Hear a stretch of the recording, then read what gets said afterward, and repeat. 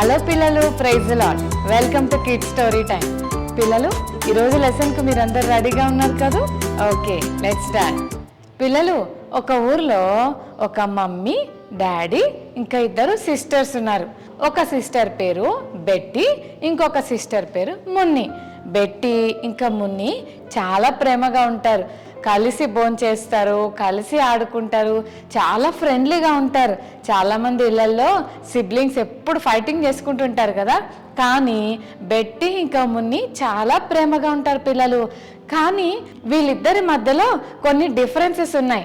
అదేంటంటే బెట్టికి pet animals అంటే చాలా ఇష్టం. చిన్న పప్పీస్ అన్నా, కోడి పిల్లలన్నా, పిల్లి పిల్లలన్నా చాలా ఇష్టం అన్నమాట. కానీ మున్నికి అవంటే అస్సలు ఇష్టం లేదు, అవంటే చాలా భయం కూడా. ఒకరోజు బెట్టి మరి బయటికి షాప్కి వెళ్తా ఉంది పిల్లలు. ఆ రోడ్డు మీద వెళ్తుంటే సడన్గా ఒక చోట ఒక మూలన చిన్న పప్పి ఏడుస్తూ సాడ్గా కనిపించింది పిల్లలు. ఈ పప్పి ఏంటి ఇలాగ బాధపడుతుంది, వీళ్ళ ఓనర్స్ ఎక్కడున్నారు అని మరి బెట్టి ఆ చిన్న కుక్క పిల్ల దగ్గరికి వెళ్ళింది పిల్లలు. వెళ్ళి దాన్ని పట్టుకొని చూసినప్పుడు చాలా బాధేసింది. ఎవరో ఓనర్స్ దారిలో దీన్ని మర్చిపోయి వెళ్ళిపోయారు. దాని మెడకు బెల్ట్ ఉంది అంటే ఖచ్చితంగా ఇది ఎవరో పెంచుకుంటున్న పెట్ యానిమలే. దీన్ని ఎలాగైనా సరే మా ఇంటికి తీసుకెళ్ళి జాగ్రత్తగా చూసుకుంటానని ఆ చిన్న కుక్క పిల్లను ఎత్తుకొని బెట్టి మెల్లగా ఇంటికి తెచ్చింది. ఇంటికి తేగానే మమ్మీ బెట్టిని చూసి, హే బెట్టి, ఏంటది, ఎక్కడిది కుక్క పిల్ల అని అంటే, ప్లీజ్ మమ్మీ నువ్వు కాదనకు మమ్మీ, ఈ కుక్క పిల్ల నాకు రోడ్డు మీద దొరికింది, చాలా సాడ్గా ఉంది మమ్మీ, దాన్ని చూడగానే దాన్ని ఎత్తుకొని తెచ్చేసుకోవాలని అనిపించింది. దాని ఓనర్స్ ఎవరో దాన్ని చూసుకోలేదో మరి దాన్ని వదిలేశారో తెలియదు మమ్మీ, పాపం తప్పిపోయిన ఈ కుక్క పిల్ల రోడ్డు మీద సాడ్గా బాధపడుతూ ఏడుస్తుంది మమ్మీ, ప్లీజ్ మమ్మీ మరి నువ్వు పర్మిషన్ ఇస్తే దీన్ని మనం ఇంట్లో ఉంచుకుందాం మమ్మీ అని బ్రతిమాలుకుంది పిల్లలు బెట్టి. లోపల నుంచి మున్ని పరిగెత్తుకుంటూ వచ్చి, అక్క ప్లీజ్ అక్క, నాకు అస్సలు ఇష్టం లేదక్క, నా మాట వినక్క, నాకు వద్దు మమ్మీ, ప్లీజ్ మమ్మీ, నాకు కుక్క పిల్లలంటే చాలా భయం మమ్మీ, నాకు కష్టం మమ్మీ, వద్దు మమ్మీ అని చెప్పి మున్ని లోపల నుంచి మరి మమ్మీ దగ్గరకు పరిగెత్తుకుంటూ వచ్చి బ్రతిమాలుతుంది పిల్లలు. కానీ ఆ పప్పిని చూస్తే వాళ్ళ మమ్మీకి కూడా చాలా జాలేసింది. ఏం కాదులే నాన్న, నీకెందుకు, ఏ ఇబ్బంది లేకుండా నేను చూసుకుంటానులే అని చెప్పి మమ్మీ ఆ చిన్న కుక్క పిల్లని తీసుకొని ఇంట్లోకి అలౌ చేసింది పిల్లలు. కానీ మున్నికి ఎంత కోపం వచ్చిందో, అప్పటి వరకు చాలా క్లోజ్గా ఉండే బెట్టి అండ్ మున్ని ఈ కుక్క పిల్ల వల్ల వాళ్ళిద్దరూ చాలా సీరియస్గా మారిపోయారు. ఒకరినొకళ్ళు పలకరించుకోవట్లేదు, ఎవరు మాట్లాడుకోవట్లేదు, అసలు కలిసి భోజనం చేయట్లేదు. వీళ్ళిద్దరూ చాలా దూరం అయిపోయారు, ఇంకా చాలా సాడ్గా ఫీల్ అవుతా ఉన్నారు. అయితే బెట్టి మాత్రం కుక్క పిల్లను బయటికి పంపలేక దాన్ని దగ్గర తీసుకొని ఆడుకుంటా ఉంది పిల్లలు. నైట్ అయిపోయింది, ఇద్దరు సిస్టర్స్ పడుకుందామని మంచం మీదకి వెళ్తున్నారు. మరి బెట్టి ఒక పక్కన, మున్ని ఒక పక్కన పడుకొని ఉన్నారు పిల్లలు.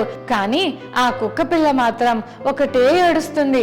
ఎందుకంటే ఈ బెట్టి వాళ్ళ మమ్మీ మున్ని ఎక్కడ భయపడుతుందా అని దాన్ని కట్టేసి ఒక మూలకు పెట్టింది పిల్లలు. ఈ బెట్టి హ్యాపీగా పడుకుంది, కానీ మున్ని మాత్రం అస్సలు నిద్ర పట్టట్లేదు పిల్లలు. ఓ కుక్క పిల్ల అరుస్తా ఉండేసరికి, ఏంటిది ఊరికి అరుస్తుంది, డిస్టర్బెన్స్గా ఉంది నాకు అని చెప్పి సీరియస్గా కళ్ళు మూసుకుంది. కానీ నిద్ర రావట్లేదు.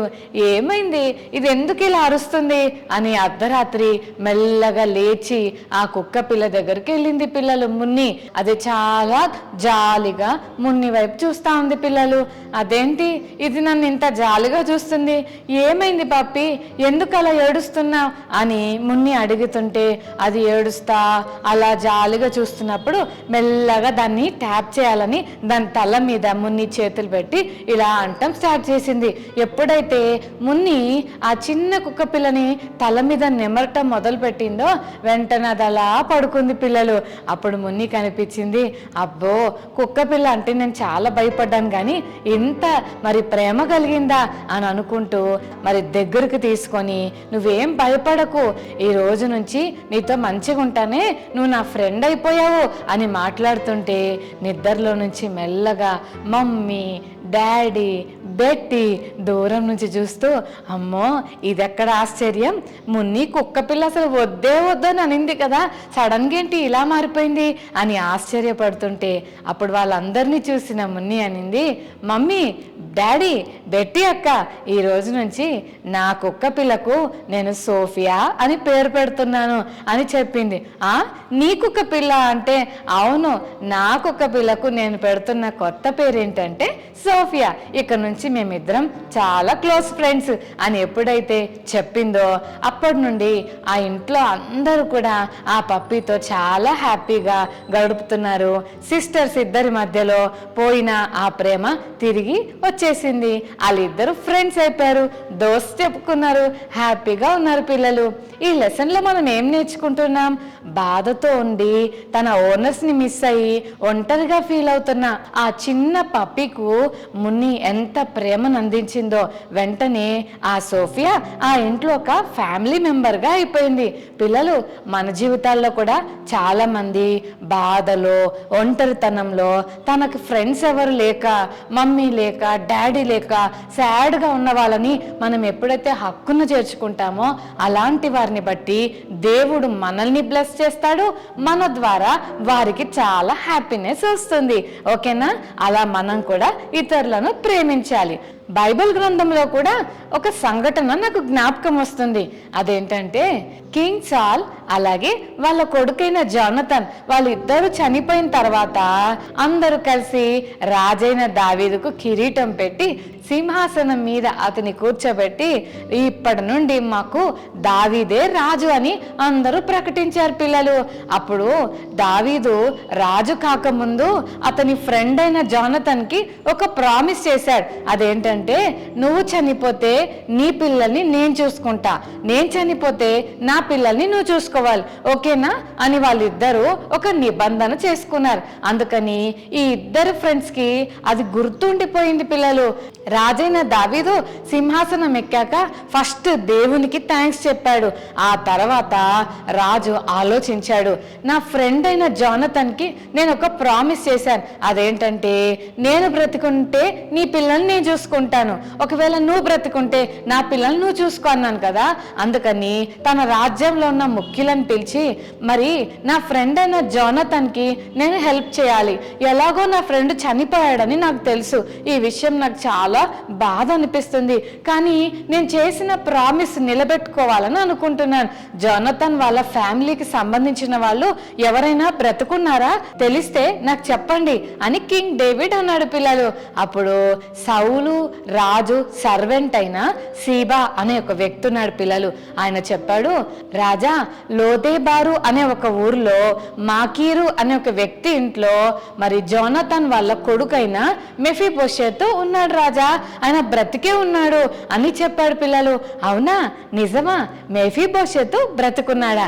అయితే ఒకసారి నా దగ్గరకు తీసుకురండి అని చెప్పాడు పిల్లలు. అప్పుడు సీబా అన్నాడు, కాదు రాజా, అతను 5 సంవత్సరాల వయసులో ఉన్నప్పుడు రాజైన సౌలు యోనతాన్ ఇద్దరు చనిపోయారన్న వార్త విన్నప్పుడు అతనికి ఏమైనా అపాయం కలుగుతుందేమో, ఏమైనా డేంజర్ ఉంటదేమో అని మెఫీబోషెతు వాళ్ళ దాది ఏం చేసిందంటే, మెఫీబోషెతును కాపాడడానికి ఆ బాబును పట్టుకొని పరిగెత్తుతుంటే దారిలో కాలు జారి ఆ దాది పడిపోయింది.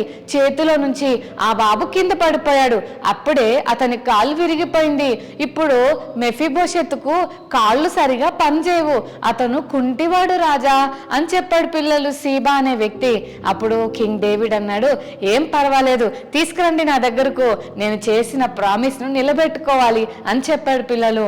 2 కాళ్ళు కుంటివై కర్రల సహాయంతో మెఫీబోషెతును రాజు దగ్గర తీసుకొచ్చి నిలబెట్టాడు. మెఫీబోషెతు చాలా భయపడుతున్నాడు. అమ్మో, కింగ్ డేవిడ్ ఇప్పుడు నన్ను చూస్తే ఎనిమీస్ని చంపేస్తారు కదా, ఇప్పుడున్న కింగ్ ఇంతకు ముందు ఉన్న కింగ్ వాళ్ళని, కింగ్ వాళ్ళ ఫ్యామిలీ మెంబర్స్ అందరినీ చంపేస్తారు. ఇప్పుడు మా తాత చచ్చిపోయాడు, మా డాడీ చచ్చిపోయాడు, మా వాళ్ళందరూ చచ్చిపోయారు, ఇప్పుడు నన్ను ఏం చేస్తాడు ఈ రాజు అని భయపడుకుంటూ రాజు ముందు నిలబడితే రాజు మెఫీబోషెత్తుని చూసి, బాబు మెఫీబోషెత్తు, నువ్వేం భయపడకు, నువ్వు చాలా ధైర్యంగా ఉండే, నీకు సంబంధించిన ఆస్తి స్థలాలు, నీకు సంబంధించిన ప్రాపర్టీ అంతా నేను నీకు ఇచ్చేస్తాను, నువ్వేం భయపడకు, నేను నీకు హెల్ప్ చేస్తాను, ఓకేనా? అంతేకాదు ఈ రోజు నుంచి నువ్వు ఎక్కడుండాలో తెలుసా? నా కోటలో ఉండాలి, ప్రతిరోజు నువ్వు నాతో కలిసి భోజనం చేయాలి అని చెప్పాడు. పిల్లలు, నన్ను ఎక్కడ చంపేస్తాడని భయపడి వచ్చిన మెఫీబోషెత్ అన్నకు ఈ గొప్ప గుడ్ న్యూస్ వినగానే అస్సలు అర్థం కాలేదు. పిల్లలు, వెంటనే అన్న అలాగ కింద పడి నమస్కారం చేస్తూ, అయ్యా నేను చచ్చిన కుక్క వంటి వాడును, నాకు ఇంత గ్రేట్ ప్రివిలేజా అని అంటుంటే, డోంట్ వరీ మెఫీబోషెత్, మీ డాడీకి నేను ప్రామిస్ చేశాను, తప్పకుండా ఈ రోజు నుంచి నేను యాక్సెప్ట్ చేస్తున్నాను, మా ఇంట్లో నువ్వు ఉండాలి, నా డైనింగ్ టేబుల్ దగ్గర ప్రతిరోజు నాతో పాటు కలిసి భోంచేయాలి అని చెప్పాడు. నిజమే కదా పిల్లలు, కింగ్ డేవిడ్ ఎంత గ్రేట్ కదా, దావీదు హృదయం ఎంత ప్రేమ గలదో, కుంటివాడిని తన డైనింగ్ టేబుల్ మీద కూర్చోబెట్టుకోవడానికి ఎంత పెద్ద మనసు చేసుకొని ఇష్టపడ్డాడో కదా. అలాంటి కంపాషనేట్ హార్ట్ మనలో కూడా ఉండాలని ఈరోజు కిడ్ స్టోరీ టైం ద్వారా మనం నేర్చుకుంటున్నాం. రోడ్డు మీద తప్పిపోయిన కుక్క పిల్లను బెట్టి యొక్క ఇంట్లోకి తీసుకొచ్చి ఎంత ప్రేమను చూపించిందో కదా. మరి డాడీని తాతను తన ఇంటి వారందరినీ పోగొట్టుకున్న మెఫీబోషెత్ అన్నను కింగ్ డేవిడ్ తన ఇంట్లోకి ఇన్వైట్ చేసి తన పిల్లల్లో ఒక పిల్లోడుగా ప్రేమతో యాక్సెప్ట్ చేయటం కింగ్ డేవిడ్కు ఎంత గ్రేట్ హార్ట్ని దేవుడు ఇచ్చాడు కదా. అంతేకాదు పిల్లలు, చెడ్డ పనులు చేసి చెడ్డ మాటలు మాట్లాడి చెడ్డవన్నీ చూసి మన హార్ట్ అంతా మురికి చేసుకుంటే ఇలాంటి పాపములో ఉన్న మన జీవితాన్ని ప్రేమించి యేసయ్య మన కొరికి లోకానికి దిగొచ్చాడు. ఆ కింగ్ డేవిడ్ ఎలాగైతే కుంటివాణ్ణి తన దగ్గర చేర్చుకున్నాడో, పాపములో పడిపోయిన మనల్ని యేసయ్య ప్రేమ కలిగిన దేవుడు తన రక్తం ఇచ్చి మనల్ని కడిగి పరలోక రాజ్యంలో తనతో పాటు కూర్చోబెట్టుకోవాలని ఆశపడుతున్నాడు. చెల్లి తమ్ముడు, నీ హృదయంలో పాపం ఉంటే ఈరోజే యేసయ్య రక్తంతో ఆ పాపాలన్నీ తీసేయమని అడుగు. తప్పకుండా యేసయ్య నిన్ను క్షమించి తన బిడ్డల్లో ఒక బిడ్డగా నేను యాక్సెప్ట్ చేస్తాడు. ఎంత కనికరం కలిగిన హార్ట్ మన యేసయ్యది. ఈరోజు నీవు నేను కూడా అటువంటి కంపాషనేట్ హార్ట్తో ఉండాలని ఈరోజు కిడ్ స్టోరీ టైం ద్వారా దేవుడు మనతో మాట్లాడుతున్నాడు. ఎవరైనా సాడ్గా ఉన్నా, ఎవరైనా కష్టాల్లో ఉన్నా, ఎవరైనా బాధగా ఉన్నా తప్పకుండా వారిని ప్రేమించి వారిని దగ్గరకు తీసుకొని వారి అవసరతలు ఏంటో తెలుసుకొని వారికి హెల్ప్ చేసేవారిగా మనం ఉండాలని ప్రభు ఆశపడుతున్నాడు. ఇంకెందుకు ఆలస్యం, అలాంటి మంచి మనసు నాకు ఈ ప్రభు అని యేసయ్యని అడుగుదామా? రైట్, కళ్ళు మూసుకోండి, చిన్న ప్రేయర్ చేసుకుందాం. ప్రేమగల తండ్రి, ఇంతవరకు కిడ్ స్టోరీ టైం ద్వారా మాతో మాట్లాడినందుకు వందనాలు. తప్పిపోయిన ఆ కుక్క పిల్లను ప్రేమతో యాక్సెప్ట్ చేసిన బెట్టి అక్క, మున్ని అక్కలాగా, అలాగే కుంటివాడైన మెఫీబోషెత్తును యాక్సెప్ట్ చేసిన కింగ్ డేవిడ్ లాగా పాపంలో ఉన్న మమ్మల్ని యాక్సెప్ట్ చేసి మా పాపం నుంచి మమ్మల్ని విడిపించడానికి వచ్చిన యేసయ్య నీలాంటి మంచి మనసు మా అందరికీ ఇవ్వండి. అటువంటి ప్రేమ కనికరం కలిగిన హృదయం మా అందరికీ దయచేయమని, ఈ కిడ్ స్టోరీ టైం చూస్తున్న ప్రతి చెల్లిని తమ్ముని స్పెషల్గా దీవించమని, కష్టాల్లో ఇబ్బందుల్లో బాధల్లో ఉన్న వారికి నీ ప్రేమను పంచే కృప మా అందరికీ అనుగ్రహించమని యేసు నామమున వేడుకొని ప్రార్థిస్తున్నాం తండ్రి, ఆమేన్.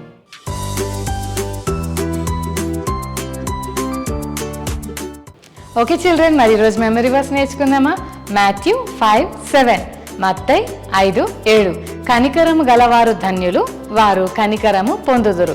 మరోసారి నేర్చుకుందామా? మాథ్యూ 5:7, మత్తయి 5:7.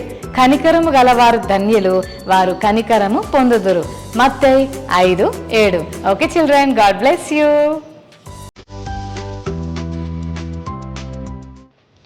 మెఫీబోషెతు ఎందుకు కుంటివాడయ్యాడు? రాజు డైనింగ్ టేబుల్ మీద భోజనం చేసే ఘనత ఎవరికి దక్కింది? మెఫీబోషెతు వాళ్ళ డాడీ పేరు. బెట్టికి రోడ్డు మీద బాధతో కనిపించింది ఎవరు? మున్ని తన న్యూ ఫ్రెండ్కి ఏ పేరు పెట్టింది? ఈ కిడ్ స్టోరీ టైం ద్వారా మనము ఏమి నేర్చుకున్నాం?